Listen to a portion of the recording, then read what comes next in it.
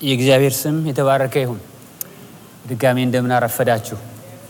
እግዚአብሔር አምላካችንን እናመሰግናለን። እድል ነው በእግዚአብሔር ቤት ተቀምጦ የእግዚአብሔርን ነገር መስማት፣ የእግዚአብሔርን ምክር መስማት እግዚአብሔር ስላደረገልን ነው። እኛንም ደግሞ የዚህ የቃሉ አገልጋዮች እንሆን ዘንድ እድል ስለሰጠን እግዚአብሔር የማይገባንን ሰዎች ስላደረገ ጌታ ስሙ የተባረከ ይሁን። አንድ ቀን አላውቅም የት ሆነን እንደሚመጣ ጌታ ይመጣል። የራሱ የሆኑትን ይወስዳቸዋል። እስከዛ ድረስ ግን በእነሱ ህይወት ላይ የሚሰራውን ስራ ይሰራል። አሮጌው ሰው ሞቶ ስላላለቀ እሱ እስከሚሞት ድረስ አዲሱን ሰው ለብሰን እስከምንጨርስ ድረስ ጌታ በህይወታችን ስራን ይሰራል። ስለዚህ የሚመጡት መልእክቶች አንዳንዶቹ በዚህ ምድር ካለው ነገራችን ጋር የተያያዙ ሊሆን ይችላል። በዚህ ምድር ያበዛሃል፣ ይባርካል ሊሆን ይችላል። ይሄን ይሰጣል፣ በዚህ ጋር ያስኬድሃል ሊሆን ይችላል። ሌላው ግን ይሄን ይሰጣል የሌለበት ለጌታ ቀን የሚያዘጋጀን ኤዲፋይ የሚያደርገን የእግዚአብሔር ቃል ደግሞ ከዚሁ ከቤተ ክርስቲያንና ከምታነቡት መጽሐፍ ወይም ከእግዚአብሔር ቃል አገልግሎት ይመጣል። ስለዚህ ዛሬ እኔ ይዤ የመጣሁላችሁ በቤታችሁና በምድራችሁ ይሄን ይባርካችኋል የሚል ነገር ላይሆን ይችላል። ለጌታ ቀን ግን የሚያዘጋጀንን ነገር አካፍላችኋለሁ። ከዚህም የተነሳ ዛሬ ወንድሜ ቢበድለኝ ምን ላድርግ የሚለውን ነገር እንነጋገራለን። ይሄ በውስጡ ዳይመንድ የለውም፣ በውስጡ ሽብር የለውም፣ በውስጡ ርስት የለውም። በውስጡ ግን መቀደስ አለው። በውስጡ ግን እንደ እግዚአብሔር ሐሳብ መኖር አለው። በውስጡ ግን ለጌታ ኢየሱስ ክርስቶስ ቀን መዘጋጀት አለው። በውስጡ ግን ከእግዚአብሔር ጋር ተስተካክሎ መኖርን ያመጣል። ስለዚህ ሁላችንም እንቆምና ከማቴዎስ ወንጌል ምዕራፍ 18 የምናነበው ክፍል ይኖረናል ማለት ነው። በሁለት ሐሳቦች በጣም ስታገል ነው ያመሸሁት። ይሄ ይሁን እያልኩ የጌታ ቃል ግን የጌታ ነገር ግን ይሄኛው አሸነፈና ዛሬ ወደዚህ እንመጣለን። ወንድሜ ቢበድለኝ የሚለውን ምን አደርጋለሁ የሚለውን ነገር እንካፈላለን። የሚበድለኝም የለም እኔም አልበድልም የሚል ሰው ካለ እንግዲህ እሱን ጸልይለታለን ለዚያ ሰው።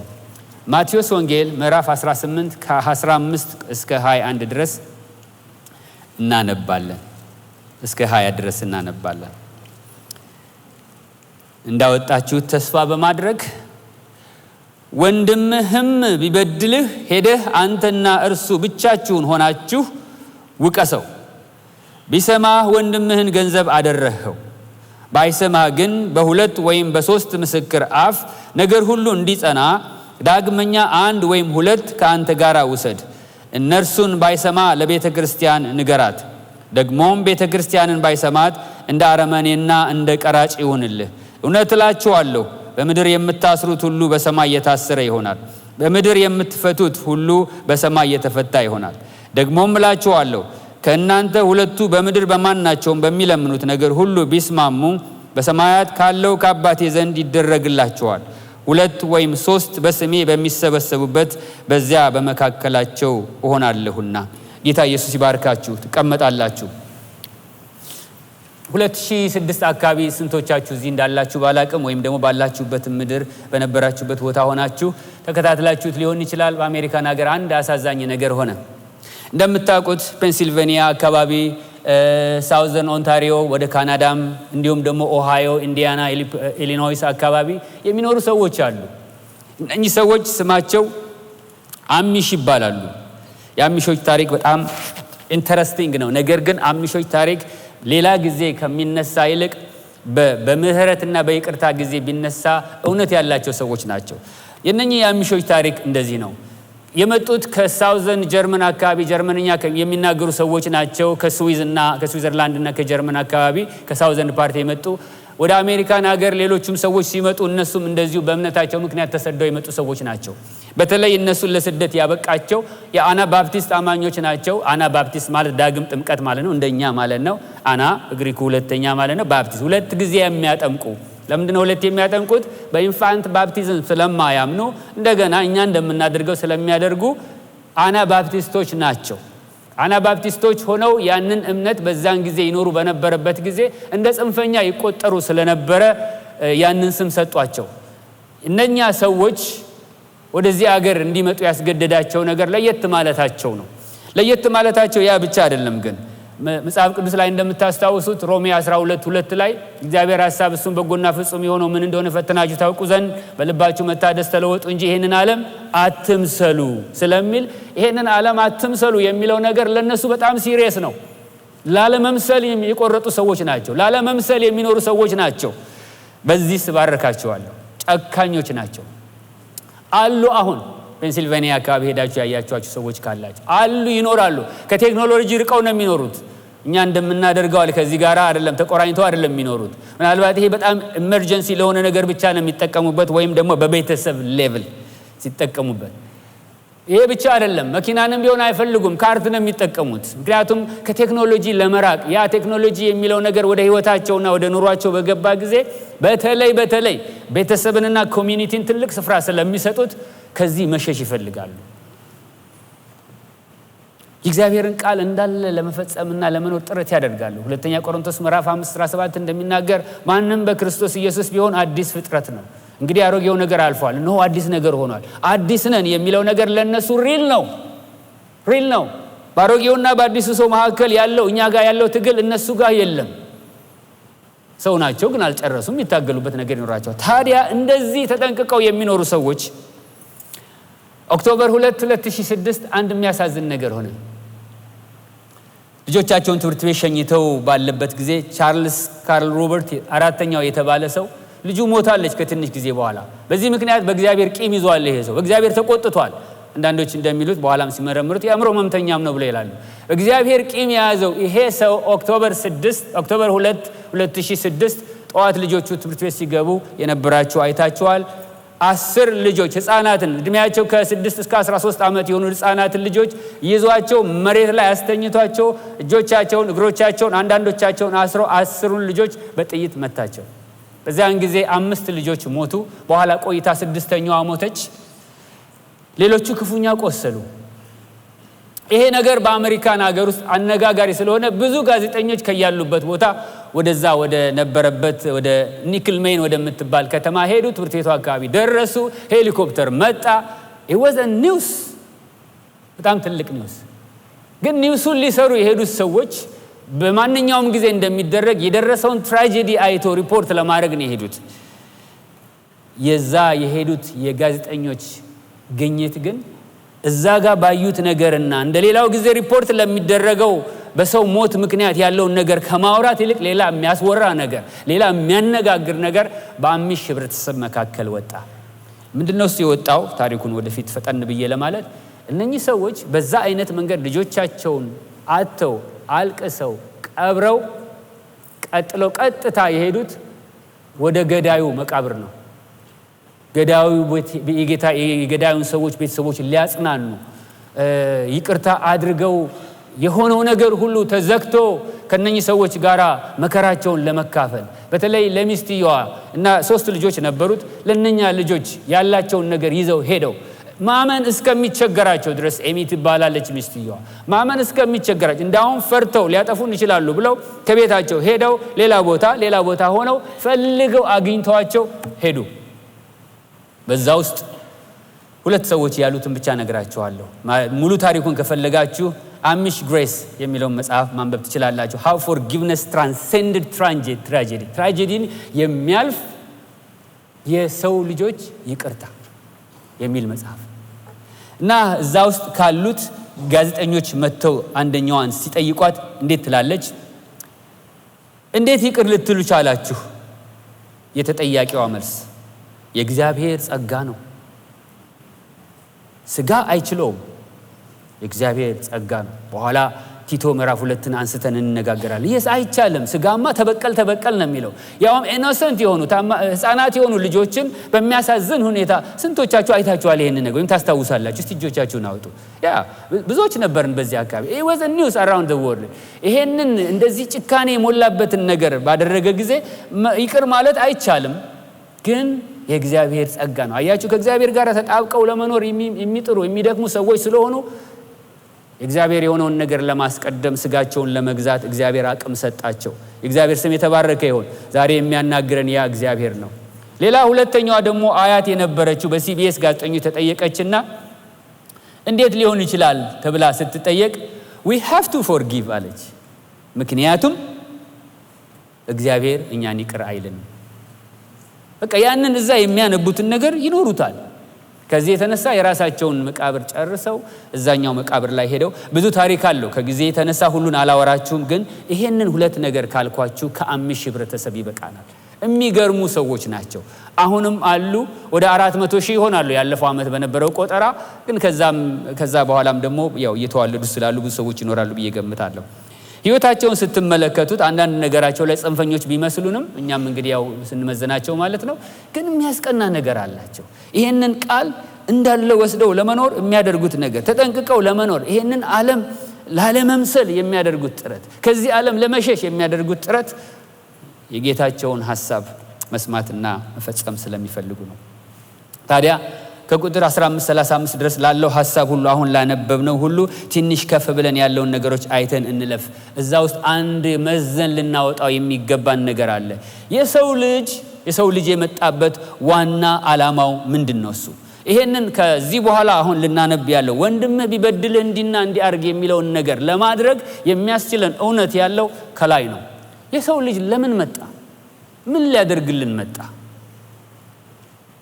ከኃጢአት አምልጠን የዘላለም ሕይወት ለማግኘት? አዎ ልክ ነው፣ እውነት ነው። ግን ለማን ነው ያንን ሕይወት የሚሰጠው? የት ጋር እያለን መጣለን? ያ ጌታ የት ጋር ያሉትን ነው የሚያገኛቸው? እምቢ ብለው የሚሄዱትንስ ያ ጌታ እንዴት ያደርጋቸዋል? ሲፈልግስ በምን አይነት መንገድ ነው የሚፈልገው? ዋናው የሰው ልጅ ይላል ቁጥር 11 ላይ የሰው ልጅ የጠፋውን ለማዳን መጥቷልና።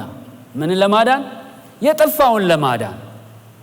እንዳውም ይሄ የጠፋውን ለማዳን የመጣው የሰው ልጅ የጠፋውን ሲፈልገው እኔና እናንተ እንደምንፈልገው አይደለም። ምናልባት ከተል ብለነው ያ የጠፋው ላለመፈለግ ቴንደንሲ ሲያሳየን ወይም ደግሞ ከተል ብለነው ስንሄድ ሪጀክት ካደረገን የራስ ጉዳይ ነው ብለን የምንመለሰው። እሱ ግን እንደዛ አይደለም። የጠፋውን ሊፈልግ ነው የመጣው። ሲፈልግ ግን ከልቡ ነው የሚፈልገው። ምን ያደርጋል? የጠፋውን ሲፈልገው የተገኙትን በቤት ያሉትን 99ን በጎች ትቶ አንዷን ፍለጋ የሚሄደው ምሳሌ ያመጣል። ሲፈለግ እንደማንኛውም ነካ ተደርጎ አይደለም የሚፈልገው። የመጣበት ዋና ዓላማ ስለሆነ ከሰማይ የወረደበት ፊልጵስዩስ ምዕራፍ 2 እንደሚነግረን አምላክ ሆኖ ሳለ ሰው የሆነበት፣ አምላክ ሆኖ ሳለ የሰውን የባሪያን የተናቀን ሞት ለመሞት የተገደደበት ምክንያት ዋና አጀንዳው ሰውን ፈልጎ ማግኘት ስለሆነ የእግዚአብሔር ስም የተባረከ ይሁን። እንደዛ ስለመጣ ነው ያገኘኝ ነው ወገኖቼ። እንደዛ ስለመጣ ነው አንቺን ያገኘሽ። እግዚአብሔር ቆመን ጠብቀነው ወይም ደግሞ ለእግዚአብሔር የምንመች ሆነን ተመቻችተንለት አይደለም ያገኘን። አሳዶ ነው አንዳንዶቻችንን ያገኘን። ተከትሎ ነው አንዳንዶቻችንን ያገኘን። ታግሶ ነው አንዳንዶቻችንን ያገኘን። እምቢ ብለን ስንሄድ እንደገና መጥቶ ነው ያገኘን። በቤቱ ያሉት የሚያመልኩት እያሉ እነሱን ትቶ መጥቶ ነው ፈልጎ ያገኘን። እንዴት እንደዳንኩ ለብዙዎቻችሁ መስክሬያለሁ። ሙሉን ግን አልነግራችሁም።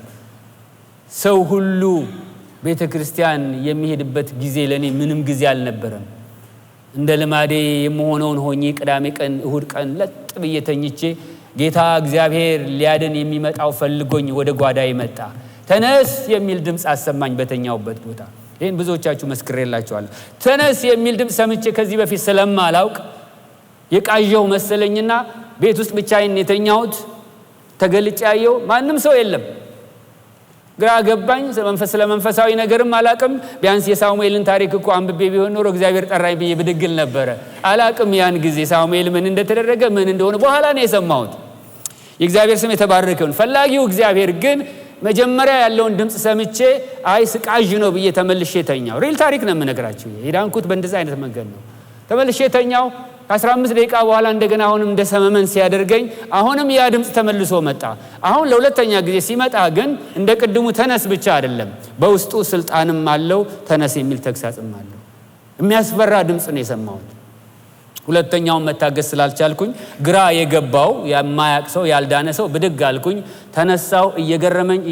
እየገረመኝ ማን ነው እንደዚህ እየተቆጣ የተናገረኝ እያልኩኝ ጉዞዬን ቀጠልኩኝ።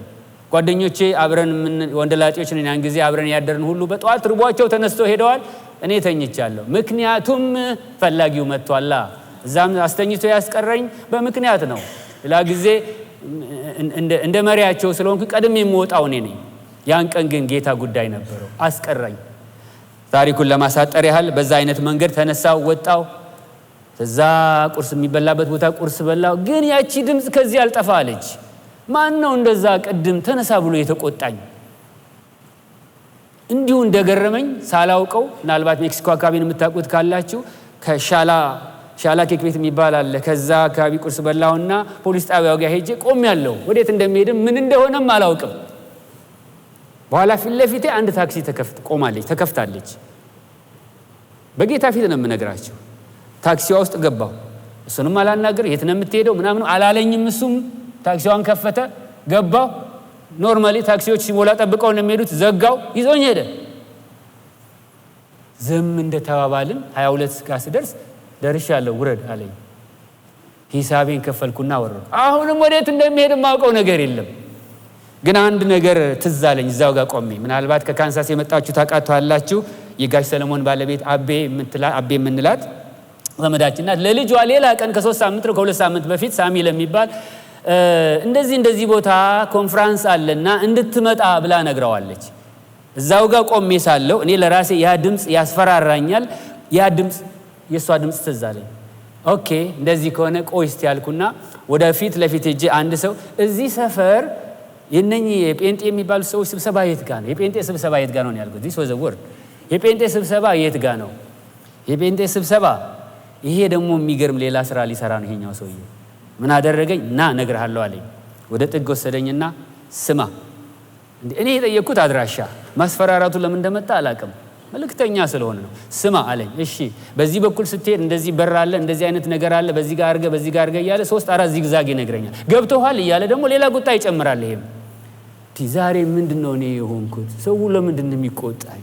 ምንድነው የጠዋቱስ ድምፅ? ገብቶሃል አስጠንቅቆ 4 ዚግዛግ ነግሮ ሸኘኝ።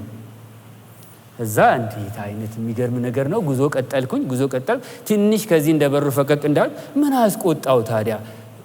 ዞር ስል ሰውየውም የለም። የስጋ ቤት ሰራተኛ ነው ብዬ ነው ያን ጊዜ የተረዳሁት። ነጭ ልብስ ለብሷል። ነገር ለማሙቅ አይደለምላችሁ። ስጋ ቤት አካባቢ ነበር ቦታው። የስጋ ቤት ሰራተኛ ነው፣ ግን ጠፋብኝ። ከዛ በኋላ አላየሁትም። 2 የሚገርሙ ነገሮች ይዤ ወደ ቦታው ስደርስ እውነትም ኮንፈረንስ ተዘጋጅቷል። መሰረተ ክርስቶስ ነበረች ያዘጋጀችው። ያኔ ገርጂ ያለው ቤተክርስቲያን ሲሰራ ሌላ ቦታ ነበር የሚያመልኩት። እዛ ገባሁ። ስገባ ፓስተር ስዩም ነበር የሚሰብከው ራእይ 3:22 በራድ ወይም ትኩስ እንዳይደለ ስራህን አውቃለሁ። በራድ ወይም ትኩስ ብትሆን ኖሮ መልካም ነበር፣ እንዲሁ ለብ ያልሆነሃልና አሁን ግን ከአፌ ልተፋህ ነው የሚል ቃል መጣ። ልተፋህ ነው ግን ለእኔ በቃ መስመር ሆነች። ቆመች ነፍሴ እዛ ቦታ ላይ በመደንገጥ በመፍራት ሰባኪውን እንደዚሁ እያየሁኝ ሄጄ ቁጭ አልኩኝ ማለት ነው። እንወይ የእግዚአብሔር ቀን ስለነበረ የሚመጣው ቃል በሙሉ የኔን የህይወት አድራሻና ማንነቴን የሚናገር ቃል ነበር። ያን ቃል ሰማሁ፣ ነፍሴ ቀለጠች፣ ደነገጥኩ፣ ፈራሁ። አልገባኝም ይሄ ሁሉ ግን የእግዚአብሔር ኦርኬስትሬሽን እንደሆነ፣ እግዚአብሔር የማዳን ቀን ለማዳን እንደመጣ አሳዶ የሚያድነው ጌታ ያን ቀን ለኔ ቀጠሮ እንደቀጠረ አላወቅኩም። እዛ ለመጀመሪያ ጊዜ ጌታን የምትቀበሉ የሚል ቃል ሰማሁ። ለመጀመሪያ በህይወቴ ተነሳሁ፣ አሰላሰልኩ። እንጸልይ ተብሎ ጌታን የምትቀበሉ እዛ ውስጥ የምን የሚል ቃል ደግሞ ሰማሁ። ለመጀመሪያ ጊዜ ቤተክርስቲያን የመጣችሁን የሚል ቃል ጨመረበት እንላለን ሁላችንም እኮ እዚህ። አሁን ሌላ ውይይት ከውስጥ የተጀመረ አንተ ለመጀመሪያ አንተን አይደለም ይሄ የሚለው ሌሎችን ነው። አንተ እኮ ለመጀመሪያ እዛ ሄደህ ታውቃለህ። 4 ኪሎ እያለን መካነ ኢየሱስ ሄጄ አውቃለሁ እና አንተን አይመለከትም፣ አርፈህ ተቀመጥ። እነዚህን ነገሮች እያብሰለሰልኩኝ ሳለሁ ለተወሰኑ ደቂቃዎች ሰከንዶች ልበል በቃ የት እንዳለው ለምን እንደመጣው ምን እያረኩ እንዳለው እግዚአብሔር ምስክሬ ነው። ነፍሴ በቃ ጸጥ አለ ውስጤ። ትንፋሼን አሰማዋለሁ። ሌላ ግን ምን እንደሆነ ምን እየሆነ እንዳለ የማውቀው ነገር የለም። ከጥቂት ደቂቃዎች በኋላ ተነስቼ ራሴን ሳለቅስ አየሁት ዳዊትን ምን አይነት ህይወት እንደነበረው አየሁ። እግዚአብሔርን ቅድስና አየሁት። ጌታ የተመሰገነ ይሁን። በለቅሶ አልቀረሁም። ጌታ አገኘኝ እዛ ቦታ ላይ። ታማኝ ነው፣ ይሄው አልለቀቀኝም። ታሪኩ ይሄ ነው እና ይሄ ጌታ ፍለጋ ሲመጣ በዚህ አይነት ነው የሚመጣውና ባገኘው ጊዜ ደግሞ ይላል ባገኘው ጊዜ ያን የጠፋውን ባገኘው ጊዜ ደግሞ ደስ ይለዋል። ችላ የሚባል አይደለም። ያ ብቻ አይደለም፣ ያንን ያገኘውን ደግሞ መተው በሱ ዘንድ የማይታሰብ ነገር ስለሆነ ፈቃዱ አይደለም ብሎ ይላል። ይሄንን እያሰብን ነው እንግዲህ እያሰብን ወደ በደለው ወንድማችን ጎራ እንበል። እስካሁን ተከትላችሁኛል? በቃ ጌታ ሊሞትለት የመጣ ሊፈልገው የመጣ ላይለቀው ተከታትሎ ሊያድነው የሚፈልገው ሰው ስሙ ወንድም የሆነና የዳነ ወንድም እሱ ባሳዘነ በበደለ ጊዜ ምንድነው የምታደርገው? ምንድነው የምናደርገው? ያንን በልባችን እንያዝና ወንድምህ ቢበድልህ ሄደህ የሚለውን ነገር እንመለከተው። በመጀመሪያ ደረጃ ይሄ ሰው ማን ነው? ወንድምህ ነው። ይሄ ሰው ማን ነው? በፍለጋ የተገኘ ነው። ይሄ ሰው ማን ነው? በደም የተገዛ ነው። በባልንጀርነት ያለንና ያዘነ ሰዎች ብንኖር ባልንጀራን አስበው። በትዳር ያለን የትዳር ጓደኛችንን እናስብ። ጥግ ድረስ ወስደን ለእርቅ እምቢ እስከምንል ድረስ የሚያደርሰን እነኚህን ኤሌመንቶች ስለምንረሳቸው ነው። ይሄ ወንድምህ ማን ነው? ጌታ ፈልጎ ያገኘው፣ ባገኘው ጊዜ ደስ የተሰኘበት፣ ሲፈልገው ደግሞ ብዙዎች የሱ የሆኑትን ነገር ትቶ እንኳን ሄዶ ልክ ያ ባለ እረኛ አንዱን እንደሚፈልግ ሲባዝን የነበረውን አንዱን ከ99 ይልቅ ግድ ብሎት ሄዶ ያመጣው በአጭር ቃል ዋጋ የተከፈለበት ነው። ዛሬ ግን አሳዘነኝ እንጂ፣ ዛሬ ግን በደለህ እንጂ፣ ዛሬ ግን በደለሽ እንጂ፣ ግን ያ ሰው ዋጋ የተከፈለበት ነው። ስለዚህ ይሄ ዋጋ የተከፈለበት ነገር በዛ ባዳነው ዘንድ ውድ ነው። አሁንም በደልም በድሎ እንኳን ውድ ነው። በደል የምናደርግ ሰዎች የሚያበረታታ ነገር እየተናገርኩኝ አይደለም፣ ኢንከሬጅ ለማድረግ አይደለም በደልን። ጳውሎስ ጸጋ እንዲበዛ ታዲያ በኃጢአት ጸንተን እንኑርን ብሎ ጥያቄ ይጠይቃል። ያው መልሱ ትሪቪያል ነው። አይ ነው መልሱ። አሁንም ይሄ በደልን መበደልን የሚያበረታታ አይደለም። ለምን? እንዳውም በበደል ወንድሙን በመበደል የሚጸና ሰው ካለ ከታች ያለው ቃል እጅግ በጣም ያስፈራል። እንደ ቀራጭ መሆን ስለሚመጣ፣ እንደ አረመኔ መጣል ስለሚመጣ ወየው ለዛ ሰው በመበደል ሁልጊዜ ለመኖር ለሚያስበው ሰው። ግን አሁን እሱ ጋር አይደለም፣ በራሳችን ሳይድ ያለውን ነው የምንመለከተው። ዋጋ የተከፈለለት እንግዲህ ከቁጥር 15 ጀምሮ ያለውን ስንመለከት ይሄ ወንድምህ ነው። ይሄ ወንድምህ ተሰነካክሎ ቢበድልህ፣ በደል ባንተ ላይ ቢያደርግ፣ ቢበድልህን ትንሽ ሰፋ እናድርግ። ምን ሊያደርግ ይችላል?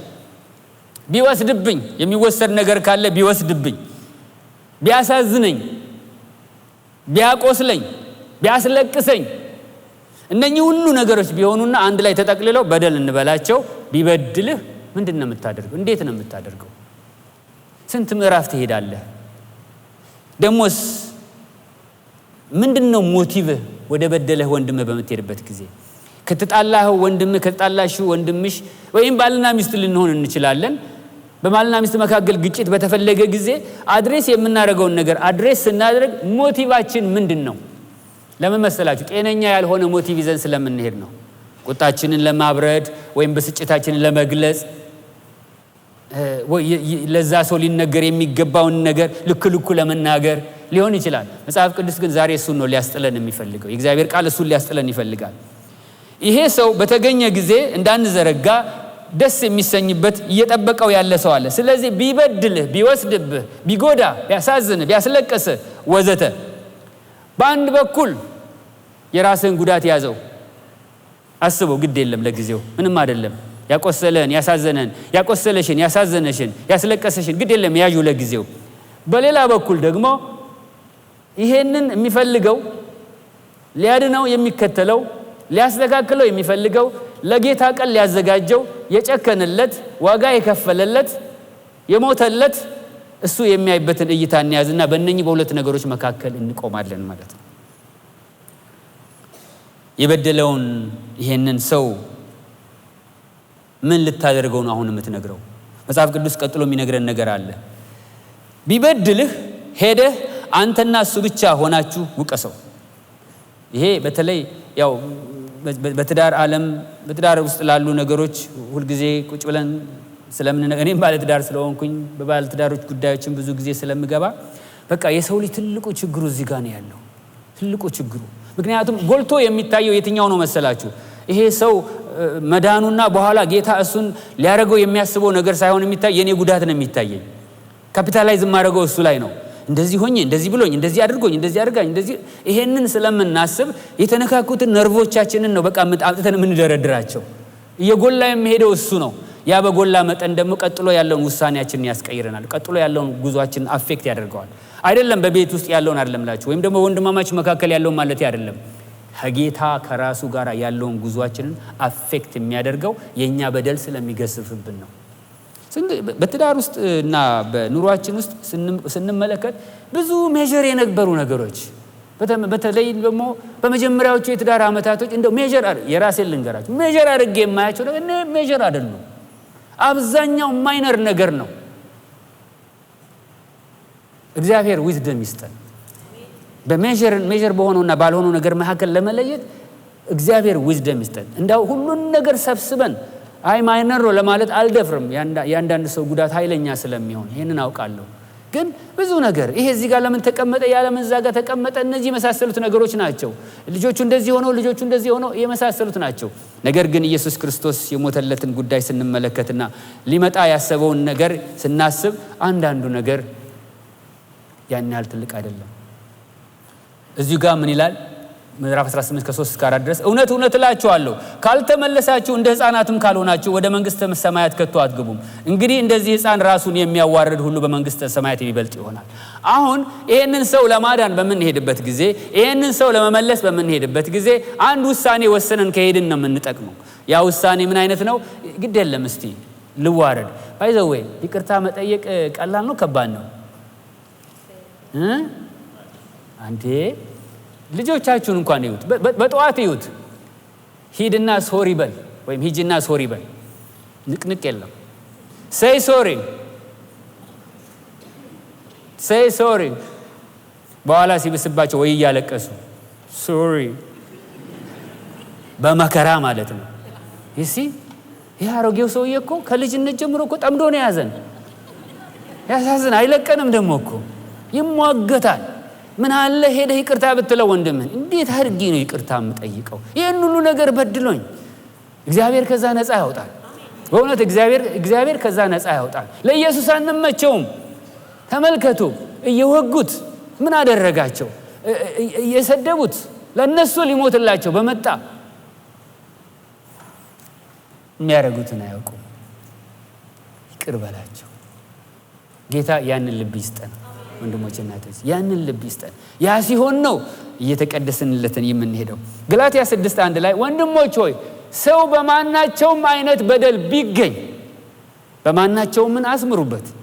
ምክንያቱም አንዳንዱ ከዚህ በማናቸውም ከሚለው የወጣ እስከሚመስለን ድረስ ኖ የኔ እኮ ለየት ያለ ነው ፓስተር እንደዛ ማለት ትለኛ አይገባም የምንባባልባቸው ነገሮች አሉ። መጽሐፍ ቅዱስ ግን ኤክሰፕሽናል ያለው ነገር የለም።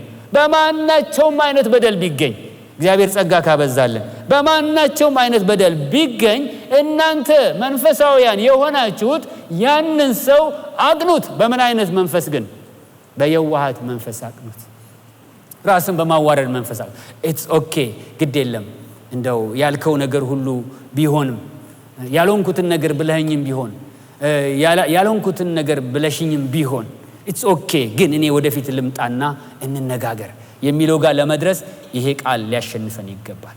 አንተ ደግሞ እንዳትፈተን ተጠንቀቅ ደግሞ የሚል ቃል አለ። እሷን ብዙ ጊዜ ላናነባት እንችላለን። ምን ማለት ነው? በዚህ ፕሮሰስ ውስጥ የበደለኝን ወንድም ሃንድል በማደርግበት በዚህ ፕሮሰስ ውስጥ እኔ ራሴ በደለኛ ሆኜ ልገኝ ይችላለሁ። በምን አይነት? ወይ ቂመኛ ሆኜ ያንን ነገር ይዤው ቆያለሁ፣ ወይም ደግሞ ይሄን ወንድም በሚፈልግ ልብ አይደለም የምፈልገው፣ ይሄን ወንድም ገንዘብ በሚያደርግ ልብ አይደለም የምፈልገው፣ ሄጄ ይውጣልኝ ልክ ልንገረውና በሚል አቲቲዩድ ሊሆን ይችላል። ነገር ግን ኤርምያስ 17:9 ላይ እንደሚናገር የሰው ልብ ከሁሉ ይልቅ እጅግ ክፉና ተንኮለኛ ነው፣ ማንስ ያውቀዋል ይልና ግን እግዚአብሔር ብቅ ይላል እዛ ቦታ። እኔ እግዚአብሔር ግን ልብንም ኩላሊትንም ፈትሻለሁ፣ እመረምራለሁ፣ ለሁሉም እንደ ሥራው እከፍለዋለሁ። በሱ ፊት ነው የምንኖረው። እናንተ መንፈሳውያን የሆናችሁት ግን ብሎ በሚልበት ጊዜ ወንድሜ እኮ በደል ነው እንድል ያደረገኝ ምናልባት እኔ መንፈሳዊ ሆኜ ሊሆን ይችላል። ለምን ዋሻኸኝ ከሆነ ውሸትን ጠልቼ ሊሆን ይችላል። ኦኬ ያ መንፈሳዊ ሰው ካደረገኝ አንተ መንፈሳዊ የሆንከው እንግዲያውስ ያንን የባዘነውን ሰው ሂድና በየዋሃት መንፈስ አቅናው፣ እንጂ አትቀጥቅጠው፣ አታጥፋው።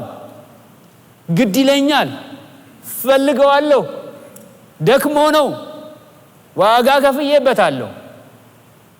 ሚስት ብትሆን ዋጋ ከፍሎባታል፣ ባልሽ ቢሆን ዋጋ ተከፍሎበታል። ይሄ ሰው እንደምናምንቴ የሚጣል አይደለም፣ እንደምናምንቴ የምትጣል አይደለችም።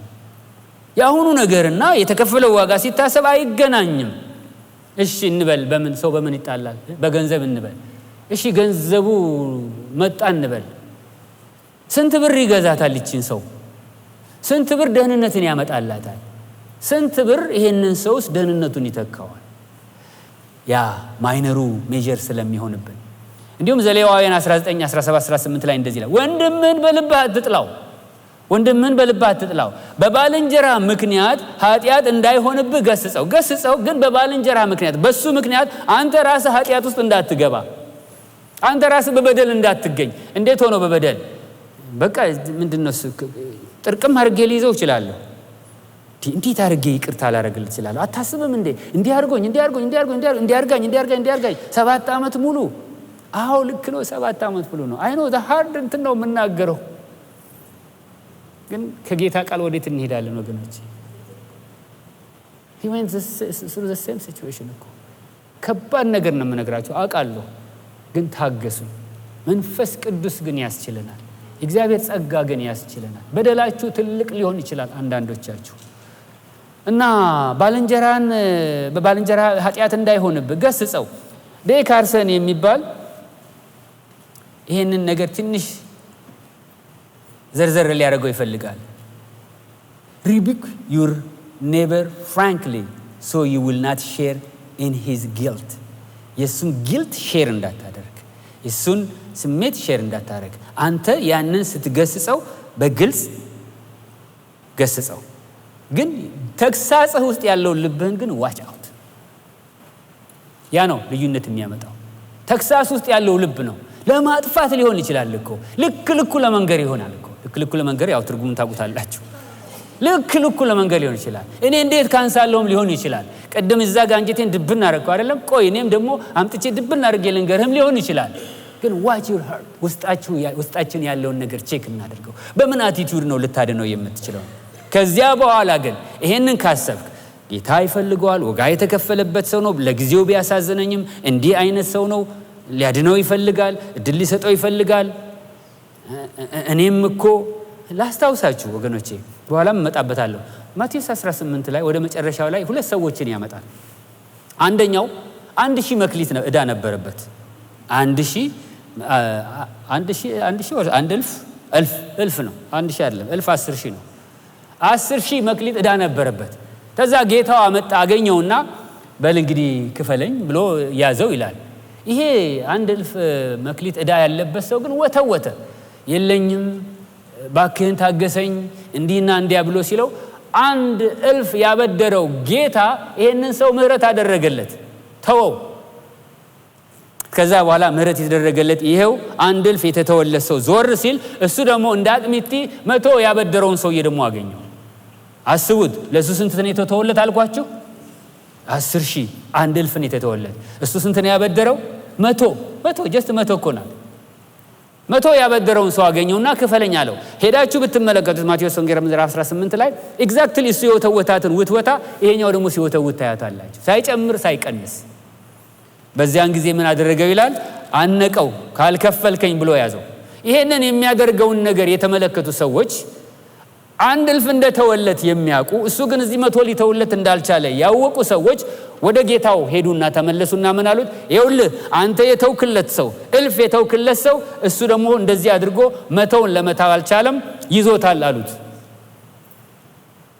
ጌታ የተወልንን እናስታውሰዋለን ወገኖቼ። ወንድምህ 9 ጊዜ ነው የበደለህ እንበል፣ ግድ የለም። አንተ ስንት ጊዜ በድለው እግዚአብሔር ይቅር አለ? እንዴት ዳንን? ሪሊ የመዳናችንን ሚስትሪ እኮ ሄዳችሁ ካያችሁት ሰቆቃወ ኤርምያስ ምዕራፍ 3 ላይ የሚናገረው ነገር አለ። ያልጠፋ ነው ከምህረቱ የተነሳ ነው፣ ርህራሄው ምን አይሆንምና አያልቅምና። ስላላለቀበት ነው ወንድሜ። አንተ ያልቆብህ ሊሆን ይችላል ዛሬ፣ ስላላለቀበት ርህራሄው አያልቅምና ማለዳ አዲስ ስለሆነ ጠዋት ሲያገኝህ በአዲስ ርህራሄ፣ ነገ ሲያገኝሽ በአዲስ ርህራሄ፣ ተነጎዲያ ሲያገኝሽ በአዲስ ርህራሄ ስለሆነ ነው ነገሩ እንጂ የለንም እኮ እዚህ እልፉን እኛ እዛ ኮንሱም አድርገነዋል። አሁን 100 ነው ያነጋገረን ያለው። እኛ ብዙ ጊዜ ደጋግሞ እግዚአብሔር ምህረት አድርጎልናል። የእናንተን አላቅም የራሴን ግን አውቀዋለሁ። የእግዚአብሔር ምህረት ከሰው አእምሮ በላይ ነው። እግዚአብሔር እንደ ሰው ተሳስቦ የሚከፍል ቢሆን እንደዚህ 100ን ካልከፈልከኝ አለቅህም ብሎ እንዳለው ቢሆን ኖሮ እግዚአብሔር ይሄ ቤት ባዶ ነበር በዚህ ሰዓት። ስለዚህ አሁን ከዚህ በኋላ ያሉትን ነገሮች ስታደርግ እንደዛ ዋጋ የተከፈለለትን ሰውዬ እያስብክ አንደኛ አንተና እሱ ብቻችሁን ሆናችሁ ከዛ ጀምር። አሁን ፕራክቲካል ወደ ሆኑት ነገሮች እንሂድ። የበደለ ሰው የበደለ ወንድም ቢኖር የበደለሽ እህት ብትኖርሽ ወይም በትዳር መካከል ብንበዳደል በመጀመሪያ ደረጃ ኦነስት ሆነን እርስ በርሳችን ብቻችንን እንነጋገር። ብቻችሁን ሆናችሁ ውቀሰው። ለምንድን ነው ብቻችሁን ያለው? ያው እንደምታውቁት ሰው መቼም በሰው ፊት ራሱን ዝቅ ማድረግ ይቸገራል። ይሄ ልታመናግረው የምትሄደው ሰው ዓላማው እሱን ገንዘብህ ለማድረግ ስለሆነ ገንዘብ እንዲሆን ወይም ደግሞ ከነበረበት ነገር ተነስቶ ሰው እንዲሆን ገንዘብ ማድረግን በተመለከተ የአንድ ሰው ታሪክ ላምጣላችሁ። ሰርቆት ነው ይላሉ አንዳንዶች የመጽሐፍ ቅዱስ አዋቂዎች። ፊልሞና ከአናሲሞስ፣ አናሲሞስ ከፊልሞና ባሪያው ነበር ወይም ሰራተኛው ነበር። ብቻ በድሎታል። መስረቅም ይሁን መዋሸትም ይሁን አንድ ነገር በድሎት ከነበረበት ቦታ ሸሽቶ ጳውሎስ ወደ ነበረበት ቦታ ሄዷል። ወንድማችን ጳውሎስ ደግሞ አገኘውና አናሲሞስን ያ የሸሸ የበደለ ጥፋተኛ የሆነ በአንድ ቃል ብገልጸው የማይጠቅም ሰው አገኘው። ጳውሎስ ካገኘው በኋላ ኢየሱስን ነገረው፣ ተለወጠ። በኋላ የአናሲሞስ ታሪክ እንደዚህ ሆነና ተለወጠ። አስቀድሞ ለአንተ የሚጠቅም አልነበረም። በቃ የማይረባ ሰው ነበር። በዚህኛው ዘመን ቋንቋ የማይረባ ሰው ነበር። አሁን ግን አይደለም ለአንተ ብቻ ለእኔም የሚጠቅም ላስቀረው የምጓጓ። አሰባችሁት? ጳውሎስ ምን አይነት ሰው ቢሆን ነው አናሲሞስን ይሄ ሰው እንደው እኔ ጋር በቆየልን የሚያስብል ሰው? ከየት ነው የተነሳው? ይሄ ሰውዬ በድሎ የነበረ ሰውዬ፣ ከጌታው ሸሽቶ የነበረ። እነኛ ምናልባት ፊት አዋቂዎቹ እንደሚናገሩት በእርግጥም ሰርቆት ከሆነ ይሄ የማይጠቅም ሰው አሁን ገንዘብ ሆነ፣ የሚጠቅም ሰው ነው፣ ያውም ለጳውሎስ። አያችሁ? ያን ትራንስፎርሜሽን ማምጣት ነው የኢየሱስ ክርስቶስ ፐርፐዙ። ዓላማው ይሄ ነው። የማይጠቅመውን ይሄን ሰው ከእንቅልፉ ቀሰቀሰውና አንድ ቦታ ደርሳለሁ ብሎ አጥብቆ ስለያዘው በፊታቸው አለው። እኔ ጋር ካለ ነገር የተነሳ ይሆን የለም። እና ያንን እያሰብክ ገንዘብ ለማድረግ ስትሄድና ስታነጋግረው የበደለህን ሰውዬ አንተና እሱ ብቻ ሆናችሁ ስትነጋገር ይሄንን በልብ ያዝ። ገንዘብ ለማድረግ ሂድ፣ ዊን ለማድረግ አትሂድ። ከሚስት ጋር ተጋጭተህ ከሆነ ሚስትህን ዊን ለማድረግ አትሂድ። ምን ያደርግልሃል? አሸንፈሃት። የጊዜ ጉዳይ እኮ ነው። ምንም አይጠቅምም። ምን ያደርግልሻል? ባልሽን አሸንፈሽው እሺ በቃ ይሁን ብሎ ሁሉም ቢተውልሽ ምን ትጠቀሚያለሽ? ምን ትጠቀማለህ? እሷስ ወንድምህስ በቃ እንደዛ ከሆነ ሁሉ ነገር ይቅርልህ ብሎ ቢተው ምን ትጠቀማለህ? ግን ያንን ተውና ገንዘብህ አድርገህ ለማዳን ሂድ። ይሄ መጀመሪያው ነው። ብቻችሁን አናግረው። ለምን? በብዙዎች ፊት ካናገርከው ምናልባት ያቺ አሮጌው ሰውነት ስላለች እሺ ብሎ ላይ ሰበርልህ ይችላል። ብቻችሁን ከሆነ ግን ነፃነት ትሰጠዋለህ። ምናልባት በስንት ሰው ፊት ነው ቢሰበርም የሚሰበረው ወይም ደግሞ እሺ በቃ ይሁን ብሎ የሚለው? በአንተ ፊት ብቻ ነው።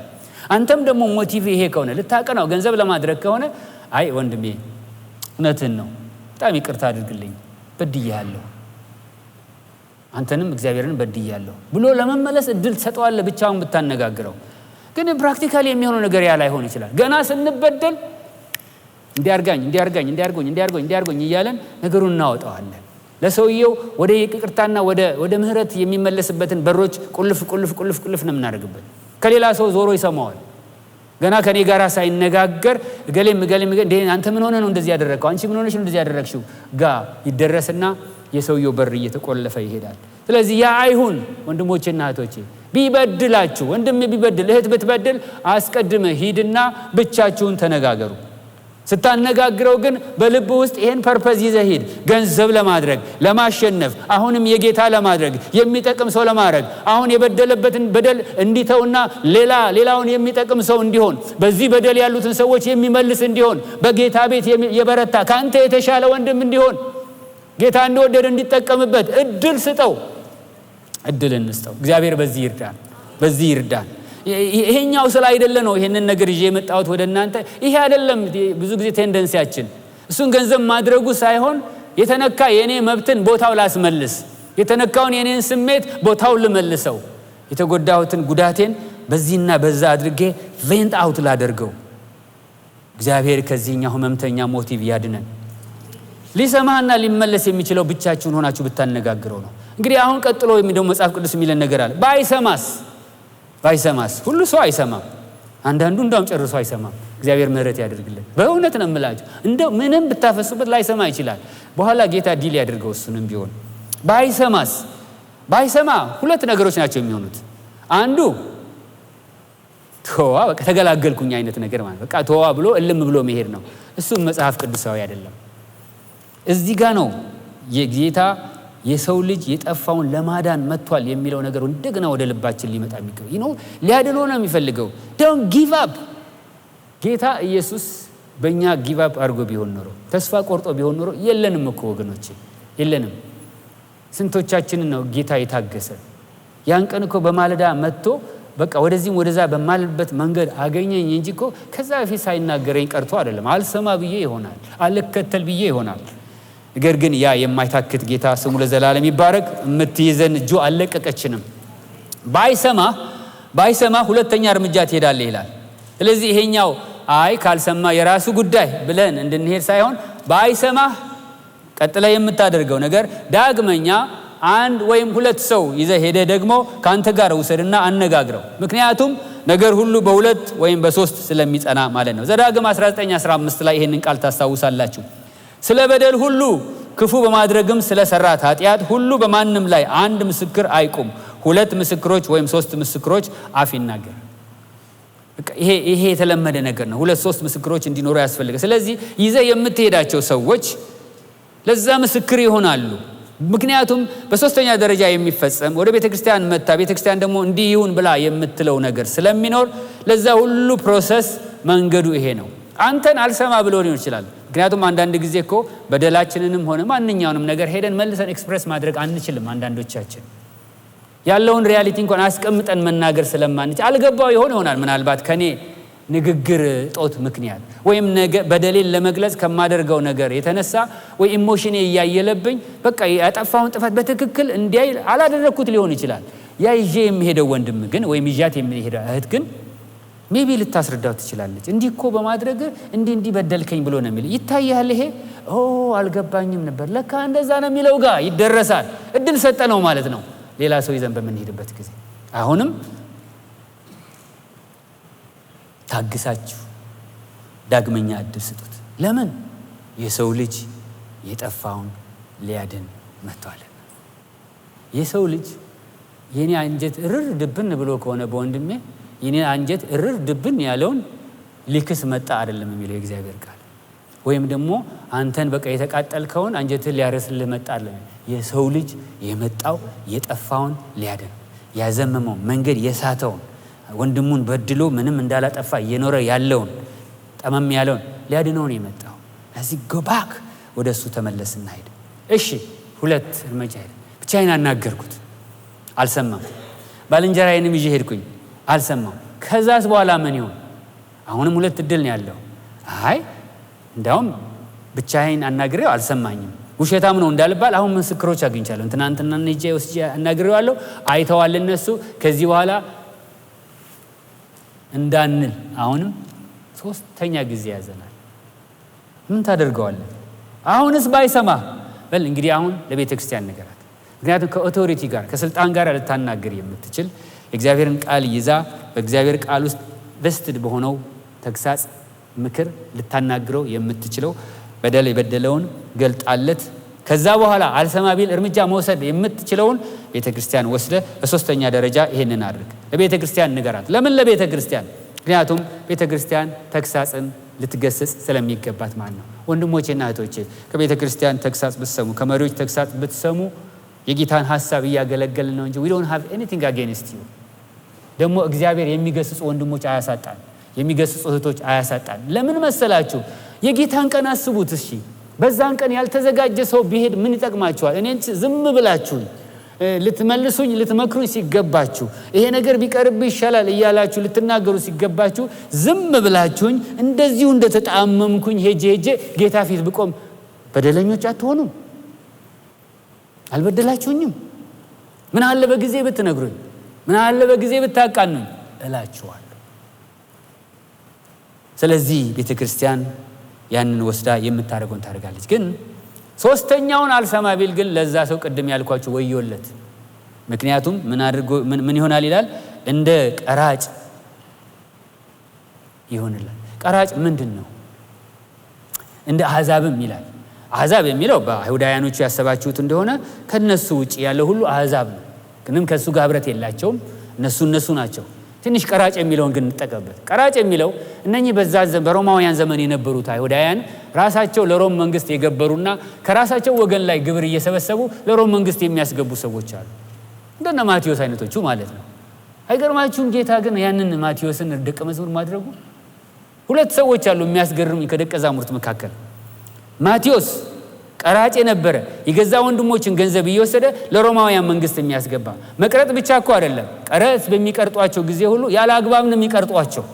ስለዚህ በአይሁዳውያን ህብረተሰብ መካከል ቀራጭ የተጠላ ነው። ከሁሉ በላይ ደግሞ የሚጠሏቸው ቀናተኞች ደግሞ አሉ፣ እንደነ ስምዖን አይነቶች። ቀናተኞቹ ደግሞ አይሁዳዊነታቸውን አጥብቀው የያዙ ሰዎች ናቸው።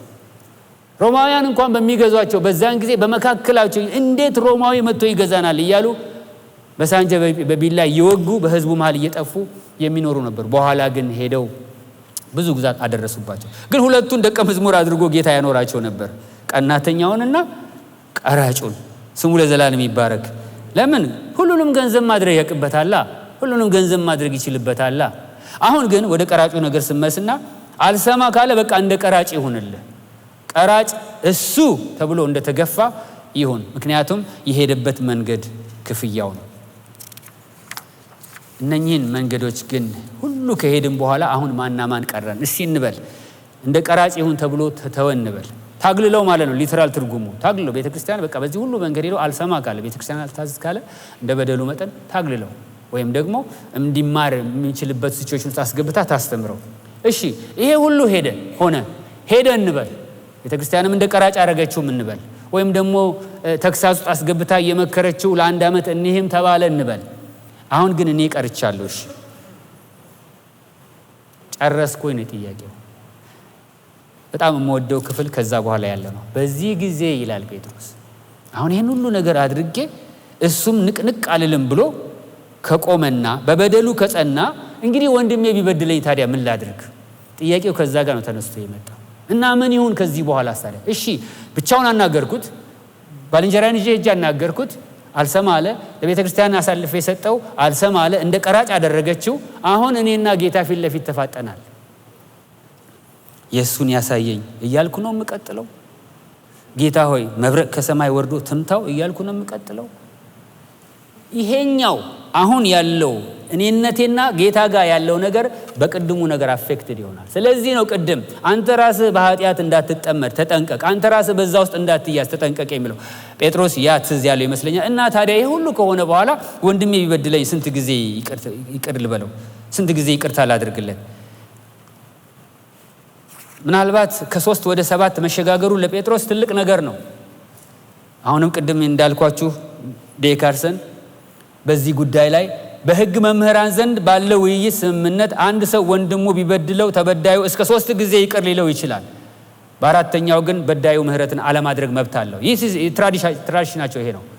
ስለዚህ ጴጥሮስ የመጣው ከዛ ትራዲሽን ውስጥ ነው። 3 የነበረውን ግን አሁን ከኢየሱስ ክርስቶስ ጋር ስለሰነበተ ከኮንፈረንስ ሰሞን ነው፣ ያን ሰሞን ተነቃቅቷል። መንፈሳዊ መነቃቀት አለው። ጀነረስ ሆነና 7 አደረገው። እኔ ይመስለኛል ጴጥሮስ አሁን የጠበቀው ጴጥሮስ 7 አልክ፣ ዋው ይሄ የሰሞኑ ትምህርት በጣም ኢምፓክት አድርጓል፣ ማን በርታ በዚሁ ቀጥል ይለኛል ብሎ የመጣ ይመስለኛል። ጌታ ግን እንደዛ አይደለም ያለው። 1 2 3 እሺ ተሻገር 4 5 6 7 ብሎ ጴጥሮስ ቀጥሎ 8ኛው ምንድነው የሚያደርገው? ጨርሷል። በቃ ቀራጭ ነው የሚያደርገው ጴጥሮስም። ጌታ ግን ምንድነው የሚለው? ያንተን የመጀመሪያውን 7 ስትጨርስ ሌላ ሁለተኛ 7 ጀምር። ሰማችሁኝ? ስትጨርስ 7ህን ቀራጭ ከማድረግ ወይም ከማባረር ወይም ደግሞ በቃ ፋይልን ከመዝጋት በፊት ሁለተኛ 7 ጀምር። እንደገና ጀምር። ሊትራል ትርጉሙ እንደገና እንደገና እንደገና እንደገና ይቅርታ። ስንት ጊዜ? 7 ጊዜ። እርግጠኛ ነኝ 490 ብሎ ጌታ ኢየሱስ ክርስቶስ ቁጭ ማድረግ ይችል ነበር። አንደኛ አላደረገም። ሁለተኛ 7 ጊዜ 7 ከማለት 7 ጊዜ 7 ማለትም ይችል ነበር።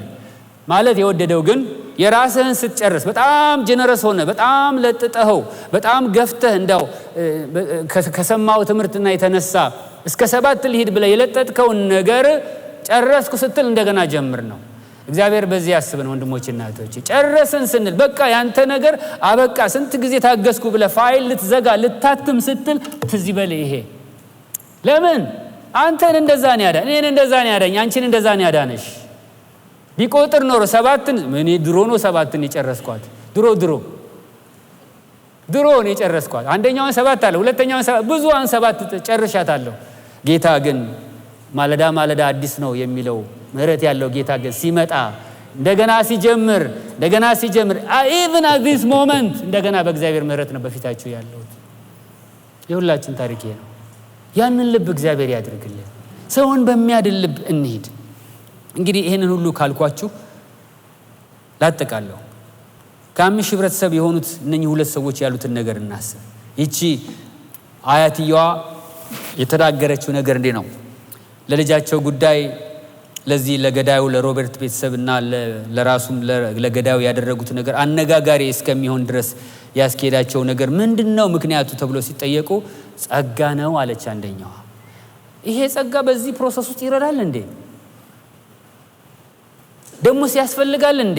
ኦፍ ኮርስ የደከምንበት ቻሌንጅ እየሆነ ያለንበት ቦታ ይሄ ይቅርታ ማድረግ ከሆነ ይሄንኑ ችግር ይዘሩ መጽሐፍ ቅዱስ ወደዛ እንድንሄድ ይጠይቃል። እንደምታስታውሱት ጢሞቴዎስ ላይ ቲቶ ላይ ምዕራፍ 2 ላይ በቃ ሰዎችን ሁሉ የሚያድን የእግዚአብሔር ጸጋ ምን ሆኗል? ተገልጧል። ክብር ለኢየሱስ ይሁን። ሁላችን እዚህ ሄዳድነው በዛ ጸጋ ነው። ልንድን በማንችልበት ሁኔታ ውስጥ ሆነን ሳለን እዛ ጋር መጥቶ ያዳነን ጌታ በጸጋው ነው። ጸጋ ሮሜ ላይ ደግሞ ይናገራል ከበደል በለጠ በዛ። እሺ እኩል ለኩል በሚሆን መጥቶ ቢሆን ኖሮ ጌታ የኔና የናንተ ጽዋ ድሮ አልሞላችም? አንዳንዶቻችሁ በጌታ ቤት ስላደጋችሁ ምለው ላይገባችሁ ይችል ይሆናል። እንኳን ሆነላችሁ። ግን ያንዳንዶቻችን እንደዛ አይደለም። ብዙ ኃጢአት ሆኖ ሳለ ግን ጸጋ የሚባል ከኃጢአት በላይ የሆነ ኃጢአትን የሚከፍት የሚዘጋ ነገር ይዞ መጣ ጌታ። ብዙ ሆኖ ሳለ ይሄ ከኔ አቅም በላይ ነው ላይል በቃ ሰዎችን ሁሉ የሚያድን የእግዚአብሔር ጸጋ ተገለጠ ይልና ቲቶ ምዕራፍ 2 ቁጥር 11 ላይ 12 እና 13 ደግሞ ሌላ ነገር ይጨምርበታል። ይሄ እንደዚህ የዳንበት በጣም በሚያስገርም ሁኔታ ከኃጢአትና ከበደል አልፎ የመጣ የእግዚአብሔር ጸጋ ያዳነን ጸጋ አድኖን በሉ በጌታ ቀን እስከምንገናኝ ደህና ሁኑ ብሎ አልሄደም። ቀጥሎ የሚናገረው ነገር አለ። ይሄው ጸጋ ይላል። የቱ? ይሄው ሰዎችን ሁሉ ሊያድን የተገለጸው ጸጋ፣ የተለቀቀው ጸጋ። ይህም ጸጋ ኃጢአተኛነትንና ዓለማዊ ምኞትን እየካድን የተባረከውን ተስፋችንን የጌታ የኢየሱስ ክርስቶስን ክብር መገለጥ እየጠበቅን ነው ያለ ነው። እየጠበቃችሁ ናችሁ? እየጠበቅን እግዚአብሔርን በመምሰል ላይ ነው ያለ ነው። ትግል ላይ ነው ያለ ነው። እግዚአብሔርን በመምሰል ጌታ ኢየሱስ ክርስቶስ ይቅርታ እንደሚያደርገው በማድረግ ዕለት ዕለት በመሰራት እንድንኖር መቼ? በዚህ ዘመን ያስተምረናል። ዛሬ ያስተምር። ስለዚህ ነው ያለንን ድካማችን ይዘን ወደ ጸጋው ዙፋን የምንሄደው። እነኛ ሰዎች ይሄን የገባቸው ጸጋው ነው እንደዚህ ያስቻለን። ዓለምን አነጋጋሪ ነገር በመካከላችን ሊመጣ የቻለበት ምክንያት ጸጋው ነው። ከጉዳታችን ጥልቀት የተነሳ ይቅርታ ከብዶን ይሆናል። የሌላኛዋን የዛችን የአምስት ሴትዮ ጉዳይ ስንመለከት ደግሞ ይሄ እግዚአብሔር ሊያስችል የሚችለውን ነገር ስላወቁ ወደ እግዚአብሔር ሄደው ጥርግፍ አድርገው ሄደው ከሰዎቻቸው ጋር ተታረቁ። እንግዲህ የእግዚአብሔር ቃል ተስፋ ከሰጠን የድካማችንን ማሸነፊያ ወደ እግዚአብሔር ቃል ብንመለስ ወደ እግዚአብሔር ነገር ብንመስ ያስችለናል። ባናደርገው ግን ባለዕዳ እንሆናለን ነው ፖይንቴ ዛሬ። ባለዕዳ እንሆናለን። ወንድሜ ስለበደለኝ እኔ ራሴ በበደል ውስጥ ልቆይ ይችላልሁ። እህቴ ስለበደለችኝ ያንን እንደ ኤክስኪውዝ አድርጌ እኔ ራሴ ግን በበደል ውስጥ ልኖር ይችላልሁ። ግን ብላይንድ ስፓቴ ውስጥ ነው የሚኖረው። ይሄ ብላይንድ ስፓት ውስጥ ያለ ነገር በቀላሉ አይታይም። አታዩትም፣ መኖሩን አናውቀውም።